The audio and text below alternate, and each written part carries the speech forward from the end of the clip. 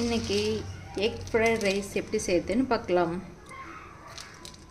கொஞ்சம் பருப்பு, கொஞ்சம் கடுகு போட்டுக்கலாம்,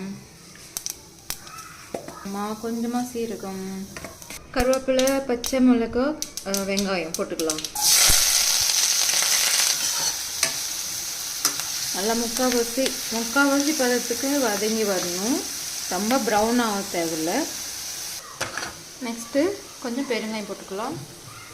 இது கொஞ்சம் ஃப்ளேவருக்காக கொஞ்சம் மிளகா பொடி போட்டுக்கிறேன்.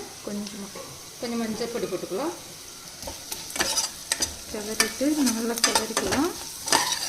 அப்புறம் முட்டையை போட்டுக்கலாம். எவ்வளோ முட்டை வேணுமோ அவ்வளோ போட்டுச்சு.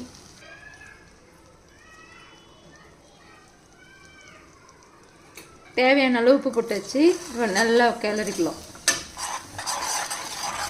என்ன டின்னரு சும்மா சிம்பிளாக என்ன செஞ்சு சாப்பிட்றதுன்னு யோசிச்சிங்கன்னா இந்த மாதிரி சிம்பிளாக செஞ்சு சாப்பிட்லாம், நல்லாயிருக்கும். இப்போ சாதம் போட்டு கிளறிக்கலாம். முட்டை இந்த மாதிரி இந்த அளவுக்கு வெந்திருக்கணும். அதுக்கப்புறமா நம்ம சாதம் போட்டுக்கலாம். இல்லைன்னா ஸ்மெல் வரும். இப்படி அழகாக கிளறணும். சரியா? சூப்பராக கமகமன்னு எக் ரைஸ் ரெடி.